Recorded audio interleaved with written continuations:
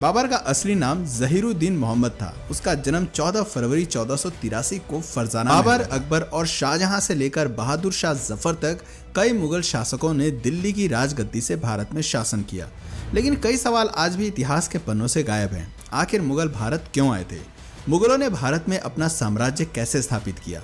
राजपूतों और मराठाओं के रहते कैसे विदेशी ताकतों ने भारत में इतने लंबे समय तक राज किया? आखिर क्या है मुगलों के इतिहास की असली कहानी? आइए इसके बारे में थोड़ा डिटेल में समझते हैं। दोस्तों, अगर बाबर हिंदुस्तान न आता तो भारत में मुगल साम्राज्य की स्थापना नहीं होती।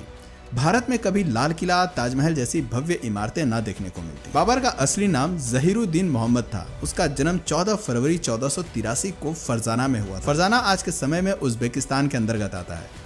बाबर को तैमूर और चंगेज खान का वंशज भी माना जाता है। केवल 12 वर्ष की उम्र में ही बाबर ने फरजाना की राजगद्दी संभालनी शुरू कर दी थी। ये बात बाबर के कुछ रिश्तेदारों और अंकल को रास नहीं आई और उन्होंने बाबर को हटाने के लिए षड्यंत्र बनाने शुरू कर दिए। बाबर को फरजाना और समरकंद से बेदखल कर दिया गया। कई सालों बाद साल 1504 में बाबर ने अफगान की राजधानी काबुल को जीत लिया और अपनी सत्ता स्थापित की। लेकिन बाबर सिर्फ काबुल से संतुष्ट होने वाला नहीं था, वो अपने साम्राज्य का विस्तार करना चाहता था।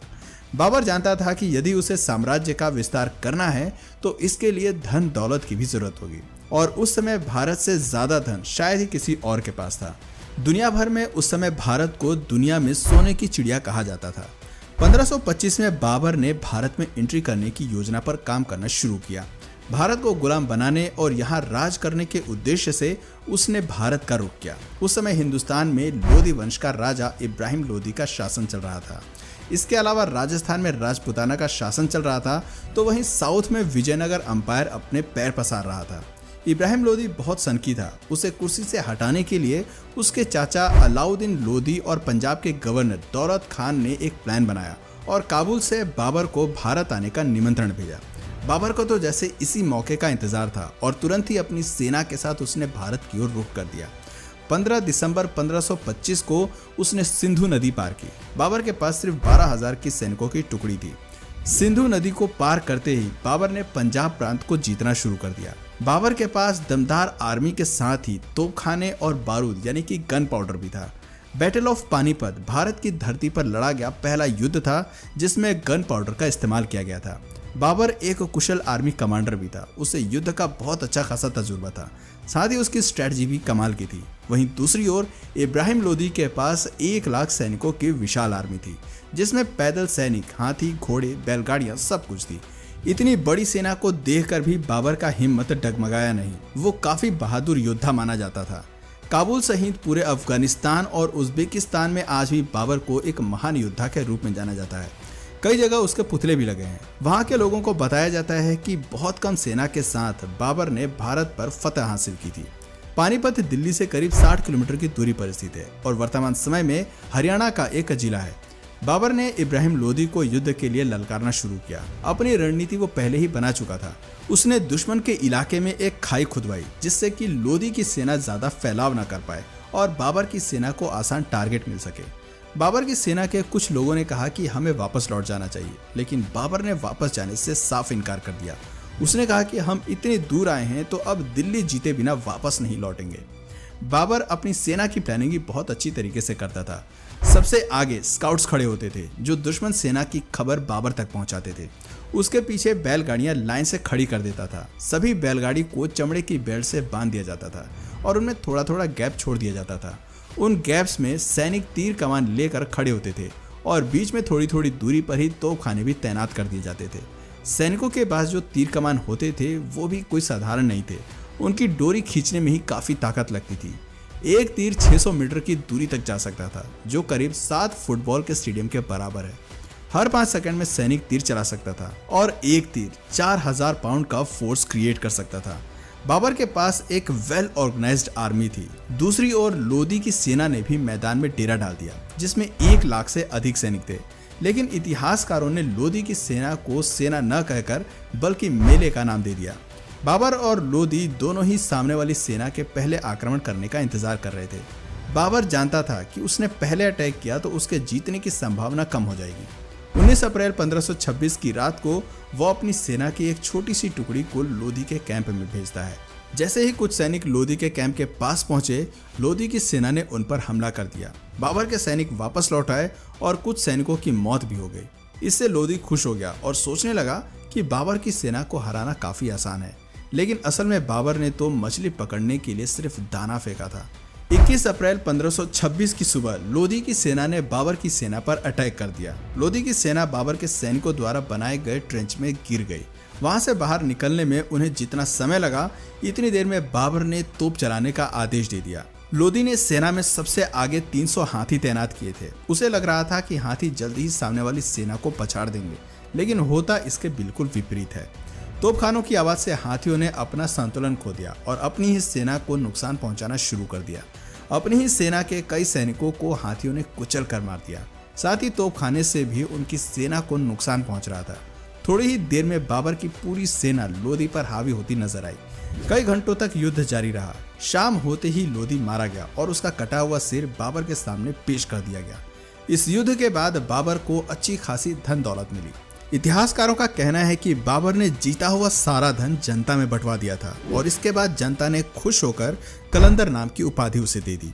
सन 1526 में 43 साल की उम्र में बाबर ने दिल्ली में मुगल सल्तनत की स्थापना की। लोदी को हराने के बाद राजपूतों ने उसका विरोध किया। पानीपत के युद्ध के बाद बाबर ने 3 बड़ी लड़ाइयां लड़ी, battle of Khanwa, battle of Chanderi और बैटल ऑफ खागरा। उसने इन सभी लड़ाइयों में जीत हासिल की, लेकिन 26 दिसंबर 1530 को उसकी मृत्यु हो गई। मृत्यु के बाद बाबर को पहले तो आगरा में दफनाया गया, लेकिन उसकी अंतिम इच्छा के मुताबिक बाद में उसे काबुल में दफना दिया गया, जहां बागे बाबर नाम से उसका मकबरा आज भी बना हुआ है। बाबर के बाद हुमायूं को दिल्ली का बादशाह बनाया गया। हुमायूं के 3 और भाई भी थे और उन्हें भी अलग अलग राज्य सौंप दिए गए थे। हुमायूं काफी शांत स्वभाव का बादशाह माना जाता था और कोई भी फैसला हमेशा सोच विचार करने के बाद ही लिया करता था। लेकिन वहीं हुमायूं के भाइयों का दिमाग हर वक्त षड्यंत्र में लगा रहता था। तीनों भाई मिलकर ये योजना बनाते थे कि कैसे हुमायूं से दिल्ली का तख्त हासिल किया जाए और कई बार भाइयों के बीच में जंग भी हुई। हुमायूं पर कई बार जानलेवा हमले भी हुए। सन 1539 में चौसा में हुमायूं की भीषण लड़ाई हुई और 1540 में बिलग्राम में भी हुमायूं को युद्ध करना पड़ा। इस युद्ध में हुमायूं की हार हुई और शेरशाह जीत गया और युद्ध में हार के कारण हुमायूं को अपनी जान बचाकर भारत से भागना पड़ा। कुछ समय तक वो सिंध में भेष बदल कर रहा। हुमायूं ने हमीदा बानो से शादी की और मोहम्मद जलालुद्दीन अकबर को जन्म दिया। करीब 15 साल तक भारत से बाहर रहते हुए हुमायूं ने अपनी एक विशाल सेना तैयार कर ली थी। साल 1555 में हुमायूं को फिर से दिल्ली फतेह करने में कामयाबी मिल गई, लेकिन इसी वर्ष लाइब्रेरी में सीढ़ियां चढ़ते वक्त उसका पैर फिसल गया और उसकी मौत हो गई। हुमायूं की मौत के बाद मुगल साम्राज्य लड़खड़ा गया और राजा हेमू ने दिल्ली पर आक्रमण कर दिया। उस समय अकबर की उम्र केवल 12 साल की थी और वो राजा हेमू की सेना के आगे कुछ नहीं कर पाया। लेकिन मुगलों के पास एक वफादार सेनापति था जिसका नाम बैरम खान था। बैरम खान ने एक सेना तैयार की, अकबर को युद्ध कौशल की जानकारी दी और 1556 में पानीपत की दूसरी लड़ाई में राजा हेमू को हरा दिया। 13 साल की उम्र में अकबर दिल्ली के तख्त पर विराजमान हो गया। अकबर एक धर्मनिरपेक्ष राजा माना जाता था। उसने राजा बनते ही लोगों का दिल जीतना शुरू कर दिया। 1568 में उसने चित्तौड़ को जीता, लेकिन इसके लिए अकबर को कड़ी मेहनत करनी पड़ी। दिल्ली जीतने के बाद अकबर किसी भी तरह से राजस्थान को जीतना चाहता था, क्योंकि राजस्थान के राजपूत काफी बहादुर माने जाते थे और अकबर जानता था कि यदि राजस्थान को जीत लिया तो पूरे हिंदुस्तान को जीतना फिर ज्यादा मुश्किल नहीं होगा। राजस्थान के कारीगरों को हथियार बनाने में महारत हासिल थी। वहीं अकबर की सेना दमशिक स्टील के बने हथियार इस्तेमाल किया करती थी, जो खास तौर पर जंग में दुश्मन का सीना छलनी करने के लिए ही बनाए जाते थे।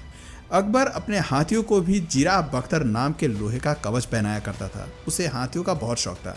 किसी को मौत की सजा देनी होती थी तो उसे हाथी के पैर के नीचे कुचलवा देता था। चित्तौड़ राजस्थान का सबसे मजबूत साम्राज्य था। चित्तौड़ का किला एक अभेद किला माना जाता था। वहां तक पहुंचने के लिए अकबर ने एक प्लान बनाया। उसने एक सुरंग खोदी जिसके जरिए उसके सैनिक किले तक पहुंच गए। चित्तौड़ का किला एक पहाड़ी पर था, वहां तक सीधे नहीं पहुंचा जा सकता था। दूर से ही चित्तौड़ के सैनिक दुश्मन को देख लेते थे और ऊपर से तीरों की बौछार कर देते थे। लेकिन अकबर के सिर पर जीत का भूत सवार था और लगातार प्रयासों के बाद 25 फरवरी 1568 के दिन उसने चित्तौड़ का दुर्ग जीत लिया। इस जीत के बाद उसका साम्राज्य 25 लाख वर्ग किलोमीटर एरिया में फैल गया था। उसकी सेना ने मैच लॉक बंदूकों का इस्तेमाल करना भी शुरू कर दिया, जो दूर से ही दुश्मन की सेना में आतंक मचाने के लिए जाना जाता था। अकबर की कई बंदूकें आज भी म्यूजियम्स की शान बढ़ा रही हैं। अकबर को आर्किटेक्चर का भी काफ़ी शौक था। उसने दिल्ली से 250 किलोमीटर दूर और आगरा से करीब 40 किलोमीटर दूर फतेहपुर सिकड़ी नाम का एक शहर बनवाया। इस शहर में कई बाग और महल उसने बनवाए। वो अपनी राजधानी यहाँ पर शिफ्ट करना चाहता था। फतेहपुर में पानी की कमी न हो इसके लिए डैम बनवाए और किले तक पानी पहुँचाने के लिए इंजीनियर्स की मदद से मशीनों का निर्माण कराया। वो मशीन्स उस समय इंजीनियरिंग का बेजोड़ नमूना थी। कहा जाता है कि अकबर ने खुद शहर का नक्शा तैयार किया था और शहर बनाने में उसने खुद भी मजदूरों के साथ कुछ दिन काम भी किया था। 16 साल फतेहपुर सिकड़ी को बसाने में लगे, लेकिन ये शहर बहुत जल्द वीरान हो गया। दोस्तों, अकबर एक अनपढ़ मुगल बादशाह था। उसने हिंदुओं पर लगने वाले जजिया कर समाप्त कर दिए थे। साल 1605 में अकबर की फूड पॉइजनिंग के कारण उसकी मौत हो जाती है। अकबर के बाद सलीम के हाथ में दिल्ली की कमान आई। सलीम असल में एक अय्याश किस्म का व्यक्ति था। सलीम को अपना नाम भी पसंद नहीं था और उसने अपना नाम बदलकर जहांगीर रख लिया। जहांगीर को अन्यायी लोगों से सख्त नफरत थी। गुनहगारों को वो सख्त से सख्त और क्रूर से क्रूर सजा दिया करता था। जहांगीर ने अपने जीवन काल में कुल 20 शादियां की थी। मानबाई सबसे मशहूर रानी हुई, लेकिन जहांगीर सबसे ज्यादा प्रेम नूरजहां से किया करते थे। जहांगीर के शासनकाल में ही अंग्रेजों ने भारत में आकर ईस्ट इंडिया कंपनी की स्थापना की थी और व्यापार करने की इजाजत मांगी थी। 20 बीवियों से जहांगीर की कई संतानें हुई, लेकिन उसका केवल एक पुत्र ही जीवित रहा, जिसका नाम खुर्रम खान उर्फ शाहजहां रखा गया। सन 1627 में जहांगीर की मौत के बाद शाहजहां दिल्ली का बादशाह बना। शाहजहां के शासनकाल में दिल्ली सहित पूरे हिंदुस्तान ने तेजी से तरक्की की। दुनिया का 1/4 सामान का प्रोडक्शन केवल भारत में ही हो रहा था। आर्थिक तौर पर दिल्ली मजबूत होता गया। आर्ट और आर्किटेक्चर को भी उस दौर में काफी बढ़ावा मिला। मोती मस्जिद, विश्व प्रसिद्ध ताजमहल, दिल्ली का लाल किला, दीवाने आम और दीवाने खास जैसे कई नायाब नमूनों का निर्माण शाहजहां ने ही करवाया था। शाहजहां ने अपने लिए एक मयूर सिंहासन भी बनवाया था, जिसमें कई बेशकीमती हीरे जड़े हुए थे। लेकिन 1639 में ईरान के राजा नादिर शाह ने युद्ध में शाहजहां को परास्त कर दिया था और इसके बाद नादिर शाह अपने साथ मयूर सिंहासन वापस ले गया था।